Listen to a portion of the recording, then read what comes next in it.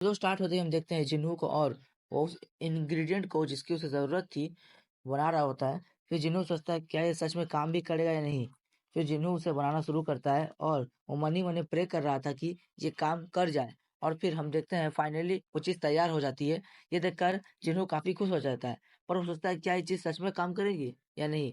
फिर पीछे से आयरन आता है उस ड्रैगन को लेकर, जिसका जिन्हों ने सर काट दिया था। फिर जिन्हों उस ड्रैगन को एराइज़ करके अपनी शैडो आर्मी में ऐड कर लेता है। ये देखकर एसील काफ़ी ज़्यादा शॉक हो जाती है और जिन्हों को इस ड्रैगन का नाम याद नहीं आ रहा था, तो जिन्हों उसका नाम काइज़ल रख देता है।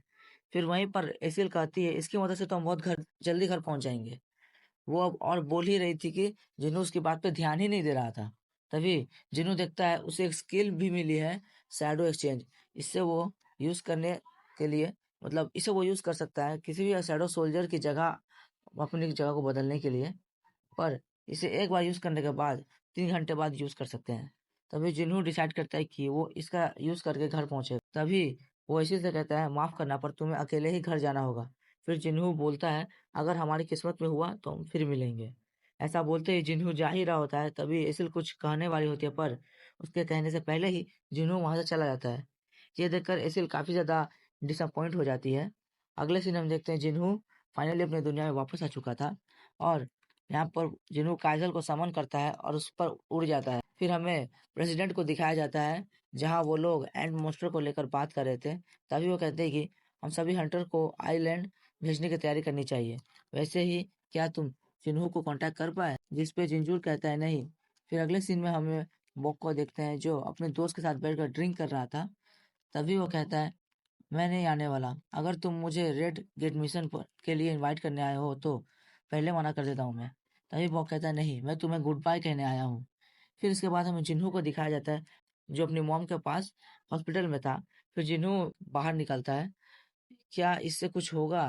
क्योंकि इससे पहले सिस्टम के कई चमत्कार वो देख चुका है। ये एक ई रैंक हंटर मैं यहाँ तक पहुँच चुका हूँ। फिर जिन्हों फाइनली एलिज़र ऑफ लाइफ को अपनी मॉम को पिलाता ही है कि उसके हाथ काँपने लगते हैं। पर वो हिम्मत जुटाकर उस चीज़ को अपनी मॉम को पिला देता है और वो वेट करने लगता है। तभी अचानक से उसकी मॉम ग्लो करने लगती है। फिर कुछ देर बाद वो ग्लो करना बंद हो जाता है, जिसे देखकर जिन्हों घबरा जाता है। फिर दूसरी तरफ हमें जिन को देखते हैं जो बोर हो चुकी थी पढ़-पढ़ के, इसलिए वो एक दुकान में जाकर शॉपिंग करती है। तो जैसे ही वो बाहर आती है, उसे बाहर काफ़ी ज़्यादा अच्छा फ़ील हो रहा था, हवा चल रही थी उसके आस-पास। दूसरी तरफ जिन्हों जैसे ही अपनी आँखें खोलता है, तभी वो देखता है उसकी मॉम उसका नाम ले रही थी एंड ये देखकर जिन्हों काफ़ी ज़्यादा इमोशनल हो जाता है। तभी जिन्हों वो सब याद करने लगता है जो उसने सहा है अपनी मॉम के लिए एंड जिन्हों बहुत ज़्यादा इमोशनल हो जाता है और वो रोने भी लगता है और उसे रोता देख उसकी मॉम भी इमोशनली रोने लगती है। फिर अगले सीन में हमें जीना अपनी मॉम के सामने आती है और उन्हें ठीक देख वो भी रोने लगती है और उन्हें गले लगा लेती है एंड जिन्हों यहाँ स्माइल करता है कि ये उसकी लाइफ का बेस्ट पल था, उसे उसका रिवॉर्ड मिल चुका है। फिर तभी अगले सीन में हमें मिस्टर गो को देखते हैं जो कि एक कॉन्फिडेंस में आए थे एंड अगले सीन में हम लोग देखते हैं जिन्हों और उसकी मॉम एंड सिस्टर फाइनली घर आ चुके हैं। फिर घर की हालत इतनी बुरी थी कि ये देखकर जिन्हों जीना कुछ कहने ही वाला था कि उसकी मॉम कहती है चलो सफाई शुरू करते हैं और फिर सभी लोग मिलकर सफाई करने लगते हैं। तभी उसकी मॉम सभी की फैमिली फोटो देखकर काफ़ी ज़्यादा इमोशनल हो जाती है। तभी वो जिन्हों से कहती है, "क्या तुम्हारे फ़ादर से तुम्हारा कोई कॉन्टैक्ट हुआ?" इस पर जिन्हों कहता है, "नहीं।" उसकी मॉम कहती है, "तुम बिल्कुल अपने फ़ादर की तरह ही हो।" तभी अचानक से जिन्हों को एक कॉल आ जाता है और वो कॉल था जिनचुल का। फिर हम अगले सीन में देखते हैं सरगो को और वो जिनचुल कहता है, "हमारा हंटर जिन्हों से कॉन्टैक्ट हो चुका है।" फिर हम अगले सीन में देखते हैं जहाँ गो और जिन्हों बताते हैं कि हम 4 दिन बाद रेड गेट पे निकलेंगे। तभी जिन्हों कुछ फ़ील करता है जिस पे गो कहते हैं, "तुम एस रैंक हंटर की पावर फ़ील कर रहे हो?" अब वो जिन्हों से कहता है कि तुम काफ़ी इम्प्रेसिव हो, जो इतनी दूर से भी फ़ील कर पा रहे हो। ये एस रैंक हंटर की पावर है जो जिम में वार्म अप कर रहे हैं। क्या तुम देखना चाहोगे? एंड फिर गो और जिन्हों उनकी फाइट देख रहे होते हैं। वो कहते हैं कि एस रैंक हंटर्स काफ़ी रेयरली इकट्ठा होते हैं यहाँ पर।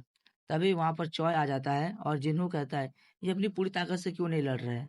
तभी चॉय कहता है कि बाघ अपनी पूरी ताकत लड़ता है तब वो एक मॉन्स्टर बन जाता है। तभी वहाँ पर गोटो की गिल्ड भी आ जाती है और गोटो वहाँ जिन्हों को देख रहा होता है कि जिन्हों की पावर काफ़ी खतरनाक है। इस तरीके से वो रिलीज हो रही थी काफी खतरनाक तरीके से। तभी चाहिन भी जिन्हों को देख रही होती है और वहाँ वो लोग एक मैच की बात कर रहे होते हैं कि वहाँ गो आ जाते हैं और कहते हैं मेजर इस बैटल में नहीं लड़ेंगे।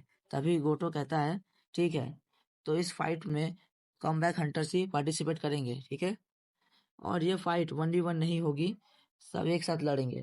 तभी गोटो कहता है ठीक है। तब ये फाइट यहाँ शुरू होती है। ये एपिसोड यहाँ पर खत्म हो जाता है। हेलो, तो तुम लोग को ये कैसा लगा? क्योंकि इस स्टोरी की एंडिंग एक काफी खतरनाक मोमेंट पे रोक दी गई है। अगले एपिसोड जिसपे सभी फाइट होगी, मतलब इन सभी की फाइट होगी, अगर तुम लोग एक्साइटेड हो तो अगले वीडियो देखने के लिए जल्दी से चैनल को सब्सक्राइब करो और वीडियो को लाइक करो ताकि मैं जल्दी इस पे एक अगली वीडियो ला सकूं। ठीक है गाइस, मिलते हैं अगले वीडियो पे। बाय।